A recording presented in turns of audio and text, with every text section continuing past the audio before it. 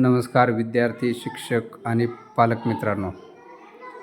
आज आपण एक नवीन टेक्निक ज्याने आपल्या विद्यार्थ्यांची मेमरी वाढते अशा एका टेक्निकनुसार एक धडा शिकवलेला आहे की जो विद्यार्थ्यांनी त्या धड्यातील गोष्टी रूपात असणारे जे डॉट्स आहेत ते डॉट्स कनेक्ट करून पूर्ण धडा कसा विद्यार्थ्याच्या लक्षात राहील याच्यासाठी एक धडा घेतलेला आहे. ते टेक्निक हळूहळू आम्ही विद्यार्थ्यांना शिकवतो आहे.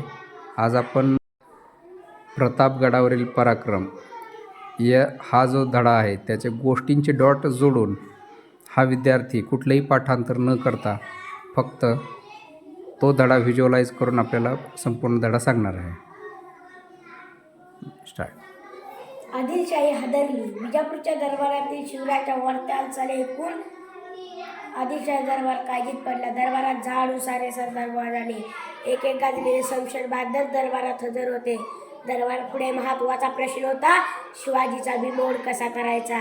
बडासाहेबी जुन्या दरबारातील सरदारांना खडा सवाल केला. सांगा, कोण तयार आहे शिवाजीचा बंदोबस्त करायला. जो तो आपल्या जागी चूप. शिवरायांशी मुकाबला करण्यास कोण दाखवणार. जो तो एकमेकांकडे बघू लागला. तेवढा दिप्पाडद्याचा एक सरदार मुजरा करत पुढे आला. त्याचे नाव होते अफजल खान. खानाने विडा उचललेला. तबकातील विडा उचलत अफजल खान म्हणाला, शिवाजी कुठला शिवाजी. त्याला मी ठार कैद करून येतो, पकडून घेऊन येतो आणि तसा न सापडला तर त्याला ठार मारून विजापुढे आणतो. अफजल खान म्हणजे विजापूर दरबाराचा बहारी सरदार, तुफान ताकदीचा पोलादी पहार, दोन्ही हातांनी वाकवणारा, कोणत्याही मार्गाने त्याचा हातखंडा. अशा अफजल खानाने शिवरायांना जिवंत पकडून किंवा मारून आणण्याचा विडा भर दरबारात उचललेला. सारा दरबार खुश झाला. प्रत्येकाला वाटले आता शिवाजी भोसला कसला जिवंत राहतो. थोड्या दिवसात विजापूर दरबारात साकेतगडात शिवाजी हजर होणार, नाहीतर त्याचे मुंडके तरी सादर होणार. सारा दरबार खुश झाला.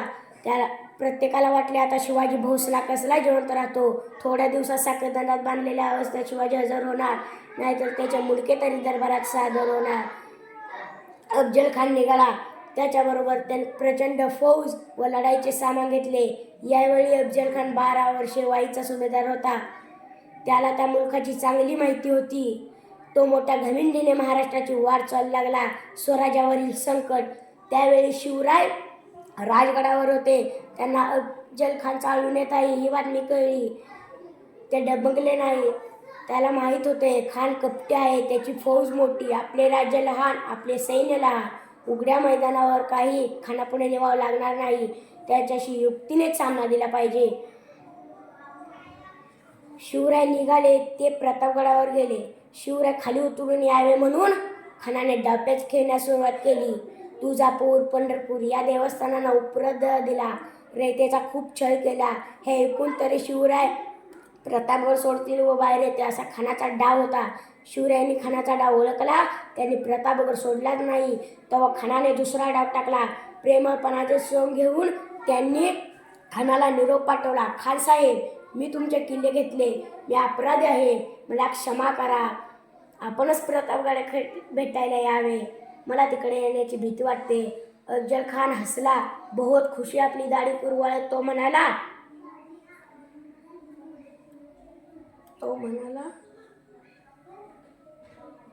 ह्या अफजल खानापुढे शिवाजीची काय विषयात. हा डरफोक माझ्याची कसली लढाई खेळतो. आपणच जावे भेटी त्याला चिरडून टाकावे. बस. खान शिवरायांना प्रतापगड खाली भेटण्यास तयार झाला. भेट ठरली. दिवस ठरला. वेळ ठरली.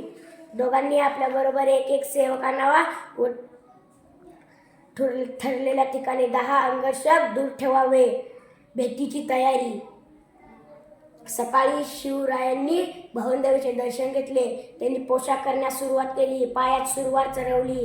अंगात चिलखत घातले. त्यावर जिऱ्याचे पुतळे घातले व अंगारका घातला. शिवराय खानाच्या भेटीसाठी असे तयार झाले. बाहेर सरदार उभे होते. शिवराय त्यांना म्हणाले, गड्यांनो, आपापली कामे नीट करा. भवानाई यश देणार आहे, पण समजा आपले काही बरे वाईट झाले तर तुम्ही धीर सोडू नका. संभाजीराजांना गादीवर बसवा. महासाहेबांच्या आज्ञेत वागा. स्वराज्य वाढवा. रयत सुखी करा. आम्ही निघालो. बरोबर वकील पंताजी गोपीनाथ, जिवाजी म्हाला, संभाजी कावजी, येसाजी कंक, कृष्णाजी गायकवाड, सिद्ध इम्रिमन 10 अंगरक्षक होते.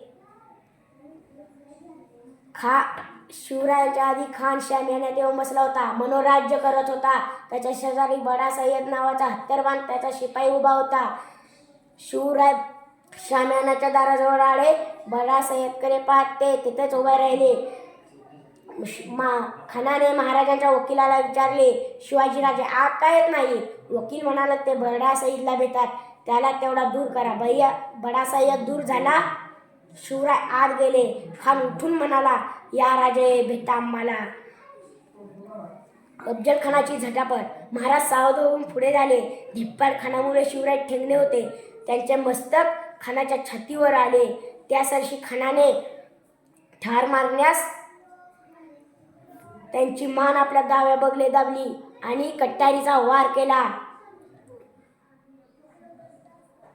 शिवरायांच्या अंगावरील अंगरखा रखण पाटला. अंगरख्याखाली चिलकत असल्यामुळे शिवराय बचावले. तेव्हा शिवरायांनी अत्यंत चपळीने खानाच्या पोटात वाघनक्यांचा मारा केला. त्याच हाताच्या हस्ताने बिचवा लपवलेला उजव्या हाताने काढून तो खसकन खानाच्या पोटात खुपसला. खानाची आतडी बाहेर पडली. खान कोसळला. तेवढा त्याचा वकील कृष्णाजी भास्कर पुढे आला. त्याने शिवरायांवर तलवारीचा वार केला, पण शिवरायांच्या पट्ट्याच्या एका घावात त्या जागच्या जागी ठार केले. ही खानाकडे ऐकून बडा सय्यद शामियान्यात घुसला. तो शिवरायांवर वार करणार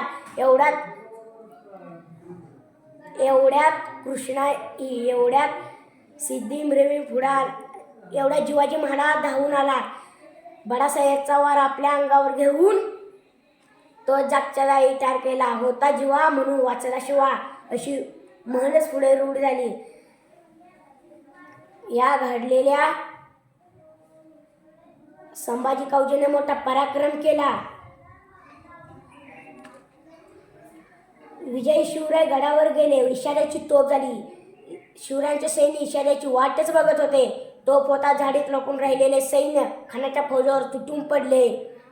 खानाच्या फौजा बेसावत होत्या. त्यांना पळायलाही वाट सापडेना. मराठ्यांनी जोराचा पाठला केला आणि खानाच्या फौजाचा धुव्वा उडवला. अफजल खानाचा मुलगा फाजल खान कसा बसा निसटला व विजापूरला पोहोचला. त्याने सांगितलेली ही बातमी ऐकून विजापुरात हाहाकार उडाला. विजापूरचा सर्वात बल्लाळे सरदार शिवरायांनी हा म्हणता धुळीच मिळवला. शिवरायांचे नाव सगळीकडे दुमदुमले. त्यांच्या सह्याद्रीचे पोवाडे कडे कपारीतून घुमू लागले.